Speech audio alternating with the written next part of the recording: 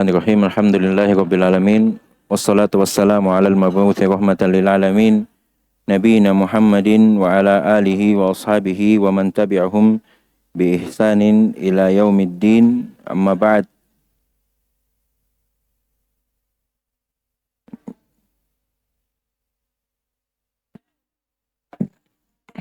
Allahumma inna nas'aluka ilman nafi'an wa rizqan tayyiban wa amalan mutaqabbala. Allahumma la ilma lana illa ma 'allamtana innaka antal alimul hakim. Allahumma allimna ma yanfa'una wa anfa'na bima 'allamtana wa zidna ilman wa arinal haqqa haqqan warzuqna ittiba'ah wa arinal batila batilan warzuqna ijtinabah waj'alna mimman yastami'una al-qawla fayattabi'una ahsanah wa adkhilna bi rahmatika fi ibadika as-salihin ya rabbal alamin. Alhamdulillahi rabbil alamin.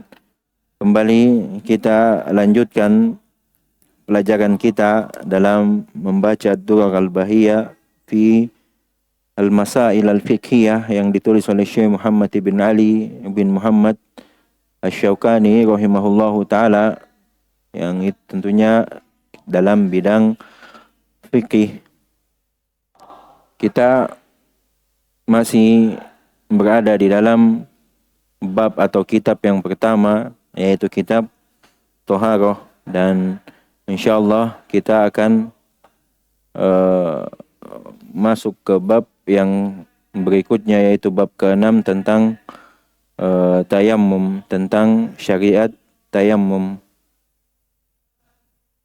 Kata beliau rahimahullah, al-babus sadis at-tayammum, bab yang ke-6 adalah bab tayammum. Bab tayammum. Tayammum secara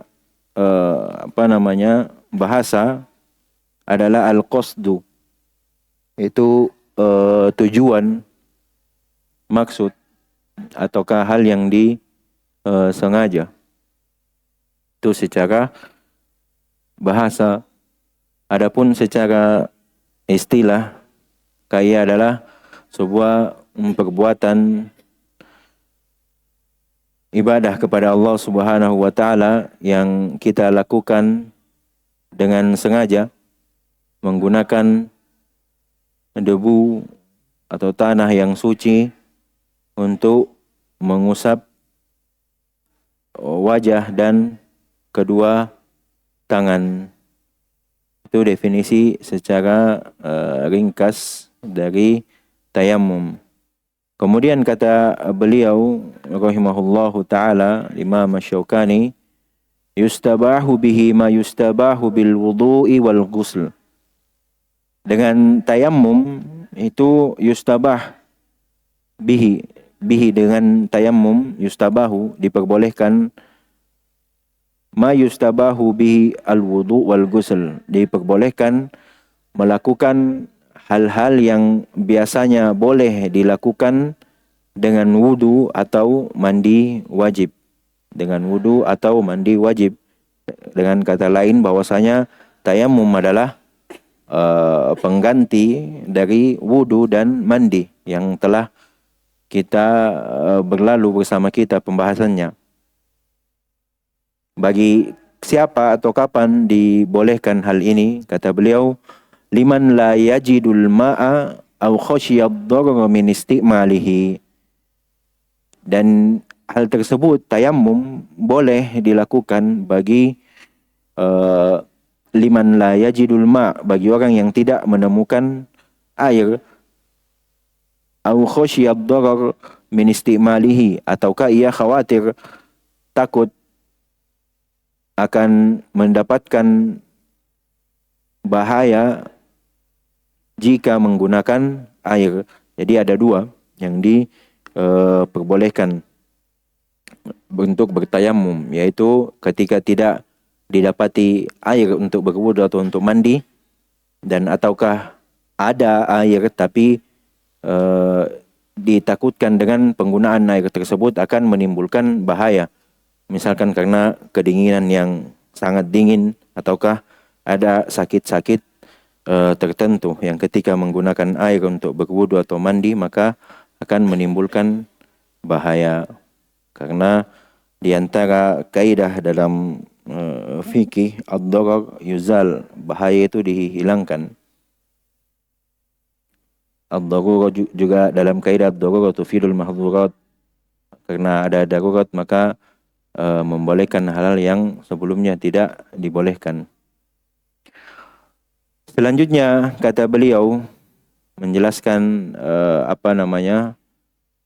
tentang tayammum, wa a'dha'uhu al-wajhu thumma al-kaffani. Itu anggota tayammum.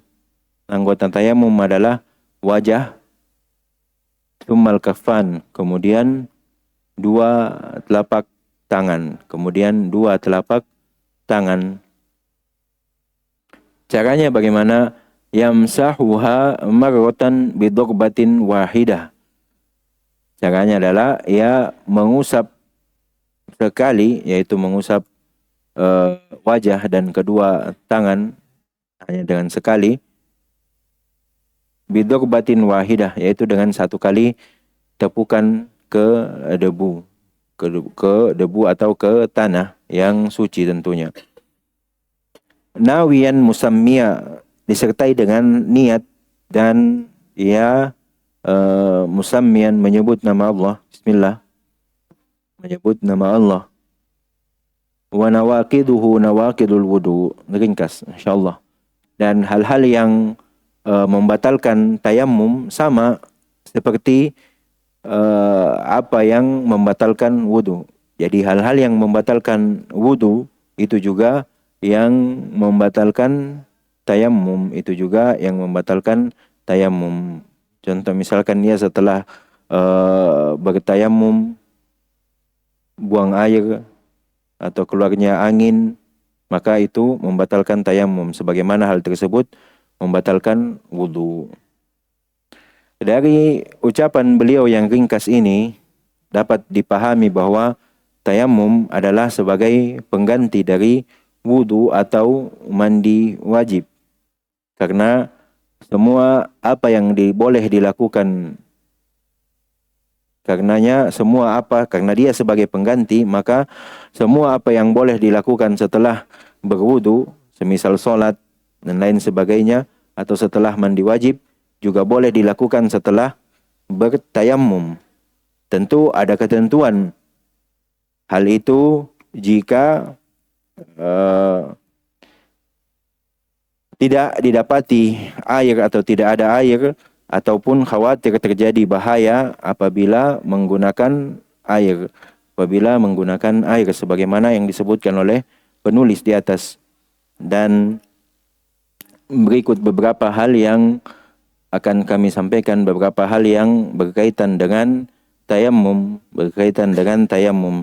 Yang pertama adalah syariat dari tayammum.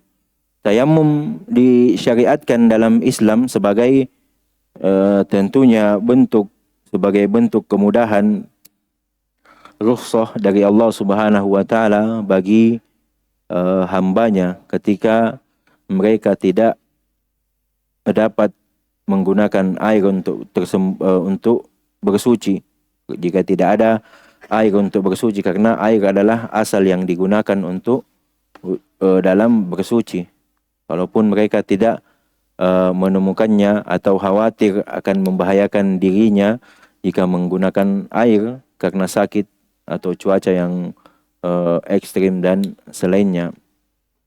Sebagaimana dalam firman Allah Subhanahu wa taala, wa in kuntum marda aw ala safarin aw jaa ahadum minkum minal ghaid aw lamastumun nisa falam tajidu ma'an fatayammamu su'idan thayyiba. Apabila kalian sakit atau dalam perjalanan atau kembali dari tempat buang air, maksudnya setelah buang air, atau menyentuh, bergaul dengan istri, kemudian kalian tidak mendapatkan air, fatayammamu, maka bertayamumlah dengan tanah yang suci, su'idan thayyiba. Ayat yang juga disebutkan dalam surah Al-Maidah ayat 6, sebagaimana ayat pokok dalam berwudu. Kemudian adapun hadis dari Rasulullah sallallahu alaihi wasallam sebagaimana dalam riwayat Imam Muslim dari sahabat Hudzaifah radhiyallahu taala anhu, Rasulullah sallallahu alaihi wasallam bersabda, "Wa ju'ilat lanal ardu kulluha masjida wa ju'ilat turbatuha lana tahura. Idza lam najidil ma." Seluruh bumi dijadikan bagi kami tempat sujud sebagai masjid, dan tanahnya dijadikan sebagai alat untuk bersuci bagi kami apabila kami tidak mendapatkan air. Dengan dalil di atas dari ayat, dari hadis, maka kita ketahui bahwa tayammum adalah ibadah yang sah. Ada datang tuntunannya dari syariat ini.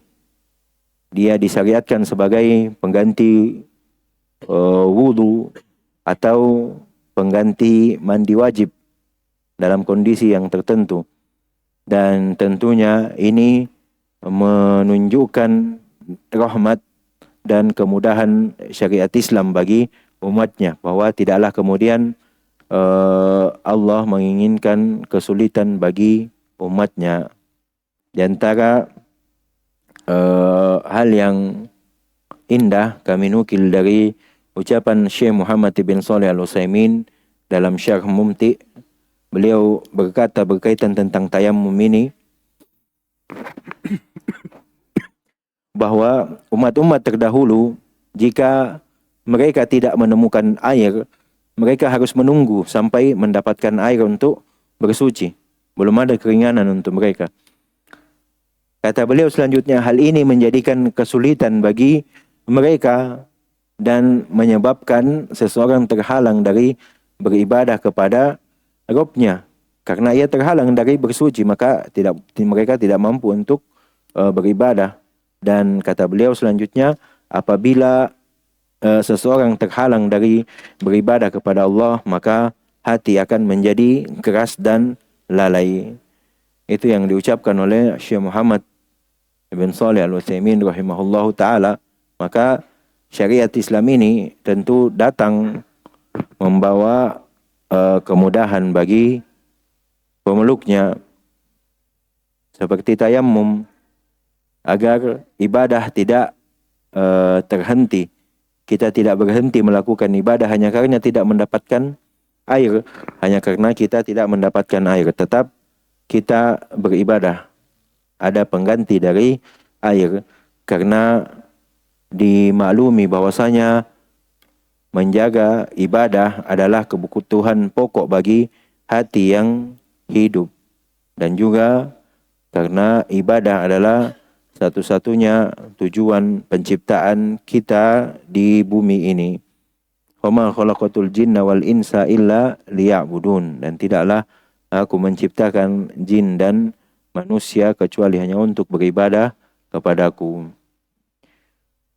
Kemudian selanjutnya disebutkan sebab-sebab diperbolehkannya tayammum, sebagaimana kita telah atau Imam Asy-Syaukani telah menyebutkannya dalam matannya, bahwa ada dua sebab yang membolehkan seseorang untuk bertayamum. Yang pertama adalah tidak menemukan air, kemudian yang kedua adalah khawatir mengalami bahaya jika menggunakan air. Dan hal ini sesuai dengan firman Allah Subhanahu wa taala yang telah kita sebutkan tadi. Falam tajidu ma'an fatayammamu, maka kalian tidak mendapatkan atau tidak menemukan air, maka bertayamumlah. Jadi yang membolehkan bertayamum apabila ketika kita tidak mendapatkan air, maka boleh bertayamum. Demikian pula masih di dalam ayat yang sama, kata Allah yang tadi kita bacakan juga, wa in kuntum marbo, apabila kalian sakit. Maksudnya apabila kalian sakit yang dikhawatirkan padanya akan ada bahaya jika menggunakan air, dan juga datang dari atau disebutkan dalam hadis yang diriwayatkan oleh Imam Bukhari dan Imam Muslim dari istri Rasulullah sallallahu alaihi wasallam, Aisyah radhiyallahu taala anha. Ia dalam sebuah hadis yang cukup panjang, ia berkata bahwasanya pernah beliau, Aisyah radhiyallahu taala anha, keluar bersama Rasulullah sallallahu alaihi wasallam dalam suatu perjalanan, dan ketika, kata Aisyah radhiyallahu taala anha, ketika kami sampai di daerah Al-Bayda atau Dhatu Al-Jaish, kalung beliau terputus dan hilang.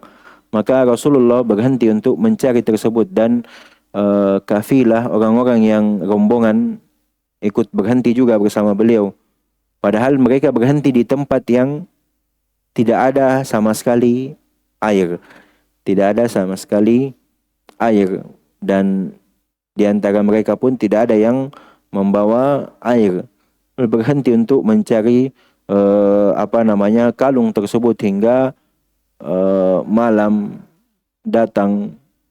Kemudian beberapa orang mendatangi Abu Bakar radhiyallahu anhu dan berkata, tidakkah engkau lihat apa yang telah dilakukan oleh Aisyah, yaitu anak beliau radhiyallahu anhu?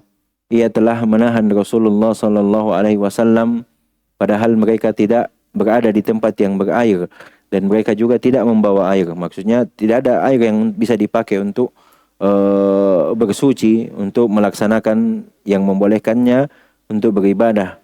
Kemudian datanglah Abu Bakar sementara Rasulullah sallallahu alaihi wasallam sedang berbaring di pangkuan Aisyah radhiyallahu taala anha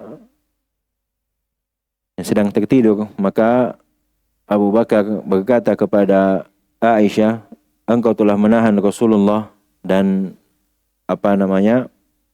dan orang-orang, padahal mereka tidak berada di tempat yang memiliki air, yang tidak ada air di sana. Kemudian Aisyah berkata, ayahku menegurku dan mengatakan apa yang Allah kehendaki untuk ia katakan. Kemudian Abu Bakar mencubit pinggang Aisyah dengan tangannya.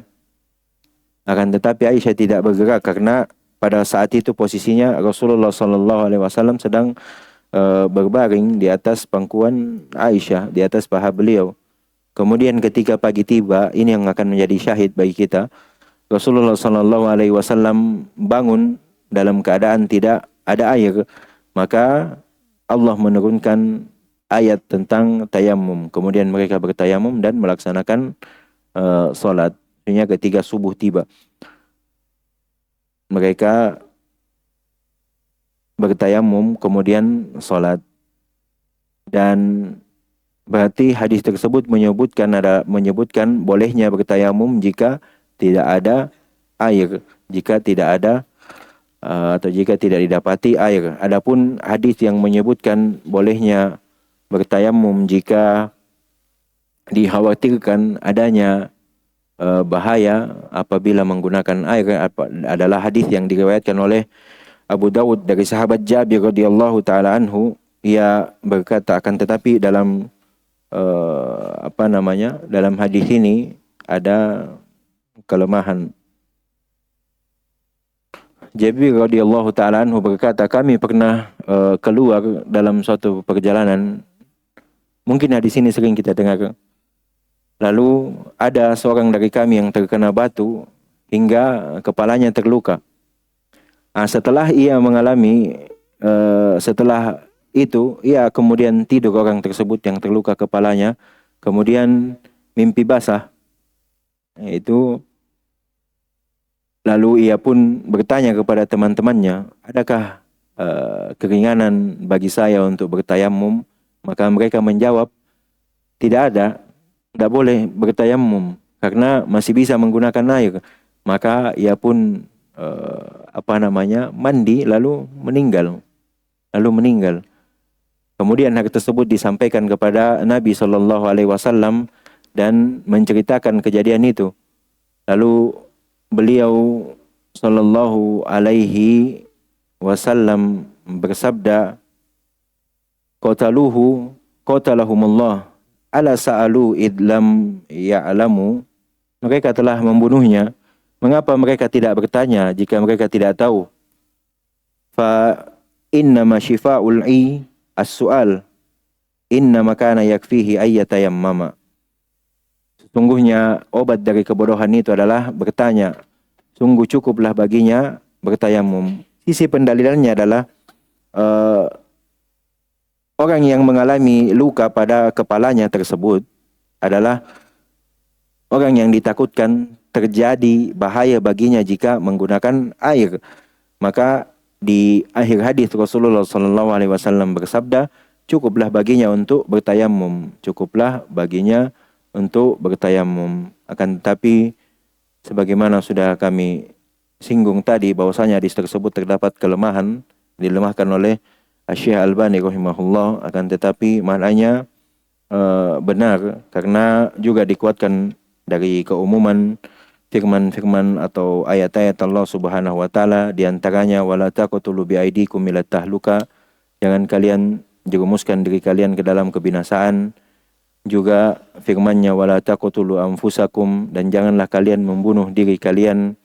Juga firman-Nya wa ma ja'ala 'alaikum fid dini min haraj, dan Allah tidak menjadikan kesulitan bagi kalian dalam agama ini. Maka ini semua menjadi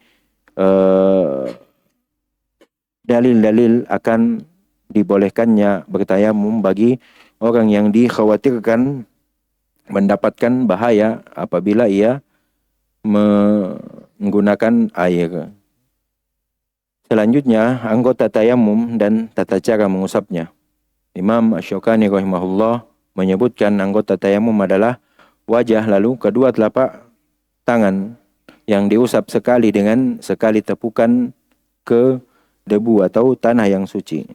Dalilnya adalah firman Allah Subhanahu wa taala masih di dalam surah Al-Maidah ayat 6, falam tajidu ma'an fatayammamu sha'idan thayyiba famsahu biwujuhikum wa aydikum. Itu dia, usaplah wajah dan tangan kalian minhu, dengan debu tersebut.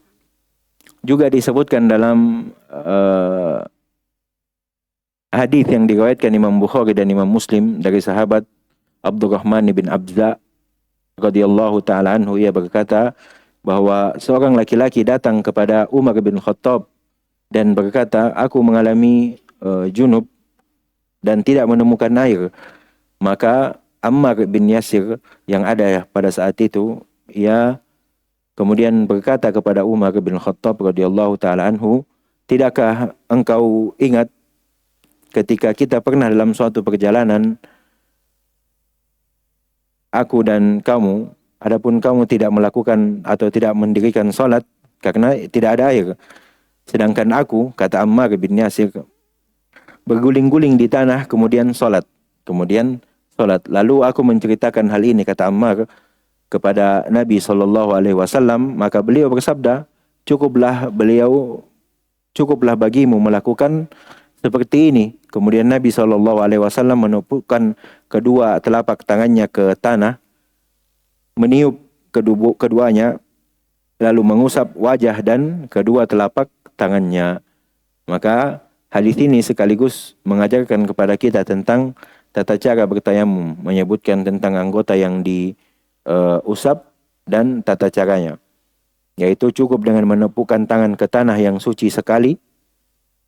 Daraba Nabi sallallahu alaihi wasallam bikaffaihi al-ardh wa nafakha fihima. Sekali menepukkan tangan ke tanah, kemudian meniupnya, lalu mengusap ke wajah dan kedua telapak tangan dengan sekali usapan. Itulah dua anggota tayamum dan cara bertayamum. Kemudian selanjutnya kata beliau, nawiyan musammiya, yaitu dia berniat dan mengucap basmalah. Tentu niat dan basmalah ini dilakukan sebelum memulai rangkaian tayamum yang sudah disebutkan.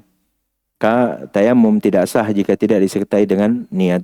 Sebagaimana keumuman hadis yang telah kita maklumi, kita ketahui bersama dari Umar bin Khattab radhiyallahu taala anhu, bahwa Rasulullah sallallahu alaihi wasallam bersabda, innamal a'malu binniyat wa innamal likulli imri'in ma nawa. Sesungguhnya amalan itu tergantung niatnya dan setiap orang akan mendapatkan apa yang ia niatkan. Dan juga disunahkan untuk mengucapkan basmalah ketika hendak bertayamum, dan hal ini disebutkan oleh sebagian ulama dikiaskan dengan berwudu. Sebagaimana dalam berwudu disunnahkan untuk bertasmiyah, mengucapkan basmalah sebelum mulai berwudu, maka begitu pula dengan tayamum. Begitu pula dengan tayamum. Dan yang terakhir adalah pembatal tayamum. Kemudian kata beliau, hal-hal yang membatalkan tayamum wa nawaqiduhu nawaqidul wudu adalah sama seperti hal-hal yang membatalkan wudu. Jadi semua yang membatalkan wudu itu juga membatalkan tayamum.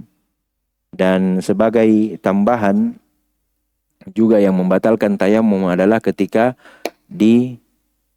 kalau sebabnya kita bertayamum adalah karena tidak adanya air, maka ketika ditemukan air, tayamumnya batal. Atau kalau sebabnya kita bertayamum adalah karena takut akan bahaya jika menggunakan air, apabila ketakutan tersebut hilang atau tidak ada lagi, maka tayamumnya batal. Kesimpulan ringkas, tayamum boleh dilakukan jika tidak ada air untuk bersuci, atau ditakutkan akan terjadi bahaya jika menggunakan air. Dua hal itu yang membolehkan seseorang untuk bertayamum, padahal asalnya adalah kita bersuci dengan air. Dan cara bertayamum yang pertama itu berniat, kemudian membaca basmalah, menepukkan kedua telapak tangan di tanah yang suci ataukah di permukaan tembok yang suci, kemudian meniup kedua telapak tangan yang telah ditepukkan. Apabila terdapat banyak tanah yang melengket, maka boleh untuk meniupnya, sebagaimana hadis yang sudah disebutkan tadi, hadis Ammar bin Yasir atau hadis Umar bin Khattab. Selanjutnya ya mengusap wajah dengan sekali usapan, kemudian mengusap kedua telapak tangan. Selesai pembahasan tayamum. Alhamdulillah, ringkas sebagaimana yang disebutkan oleh Imam Asy-Syaukani rahimahullahu taala. Harusnya selesai kitab Thaharah ya. Hanya karena kemarin ada halangan. Semoga Allah mudahkan di pertemuan yang selanjutnya. Subhanakallahumma wa bihamdika asyhadu an la ilaha illa anta astaghfiruka wa atubu ilaik. Alhamdulillahirabbil alamin.